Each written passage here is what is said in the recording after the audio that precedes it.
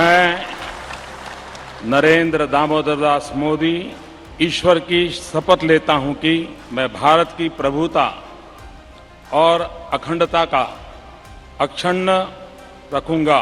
मुझे लगता है कि अभी गवर्नमेंट बहुत अच्छा कर रही है, बहुत फास्ट इवैक्यूएशन हो रहा है। गवर्नमेंट ने बहुत सपोर्ट किया और हम सेफ यहाँ आए, ये बहुत बड़ी बात है। We also want to thank our Honorable Prime Minister Sri Narendra Modi for making this much effort for taking us safely back to India. Narendra Modi जिंदाबाद, नरेंद्र मोदी जिंदाबाद।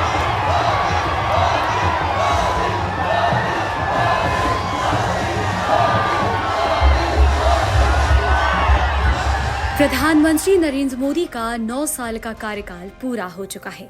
पिछले 9 सालों में मोदी सरकार ने विदेश में फंसे लाखों भारतीय नागरिकों को स्वदेश लौटने में मदद की है। वैसा ही एक ऑपरेशन था मैत्री। प्रधानमंत्री नरेंद्र मोदी ने मई 2014 में सत्ता संभाली। इसके करीब 1 साल बाद ही नेपाल में भीषण भूकंप आया। पड़ोसी देश नेपाल को पीड़ा में देखकर नरेंद्र मोदी सरकार ने तुरंत राहत और बचाव कार्य शुरू कर दिए। भारतीय सेना और एयरफोर्स ने मिलकर 5000 से ज्यादा भारतीयों को बचाया और उन्हें सेना और यात्री विमानों से वापस भारत लाया गया। साल 2015 ऑपरेशन राहत। साल 2015 में यमन की राजधानी सना पर हौथी विद्रोही लड़ाकों ने कब्जा कर लिया। प्रधानमंत्री नरेंद्र मोदी के नेतृत्व में भारतीय सेनाओं ने यमन से भारतीयों को वापस लाने के लिए ऑपरेशन राहत की शुरुआत की।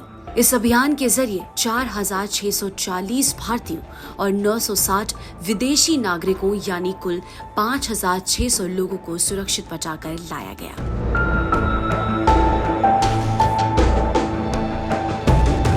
साल 2016 ब्रसेल्स में बचाव अभियान। मार्च 2016 में बेल्जियम की राजधानी ब्रसेल्स पर जबरदस्त आतंकवादी हमला हुआ।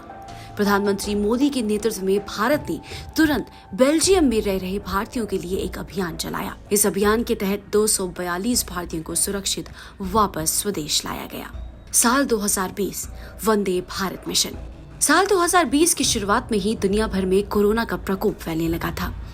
ऐसे में प्रधानमंत्री मोदी के नेतृत्व में देश के वंदे भारत मिशन की शुरुआत हुई। भारत ने जनवरी 2020 में वुहान से भी भारतीयों को एयरलिफ्ट किया। इसके तहत 32 लाख लोगों को एयरलिफ्ट किया गया। साल 2020 ऑपरेशन समुद्र सेतु।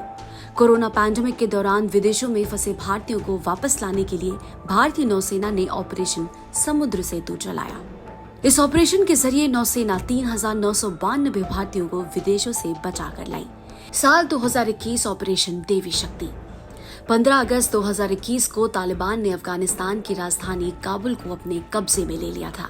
भारतीयों को तालिबान के खौफ से बचाने के लिए भारत ने ऑपरेशन देवी शक्ति की शुरुआत की।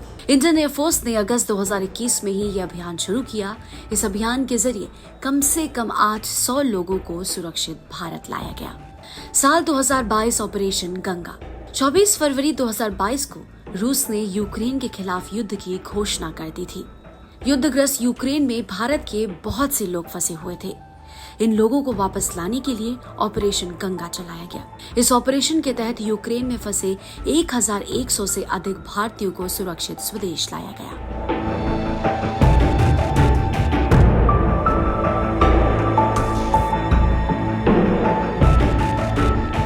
Operation dose 2023। 6 फरवरी 2023 को आए भीषण भूकंप के बाद सीरिया और तुर्की में हर जगह तबाही का मंजर था। भारत ने भूकंप में आने के सिर्फ 12 घंटे के भीतर ही ऑपरेशन दोस्त को शुरू कर दिया। भारत ने न सिर्फ राहत व बचाव कार्य में मदद की बल्कि दोनों देशों के रसद दबाव आदि से भी हेल्प की। ऑपरेशन कावेरी 2023। हाल में अफ्रीकी देश सूडान में अर्धसैनिक बल और सेना के बीच वर्चस्व की जंग छिड़ गई।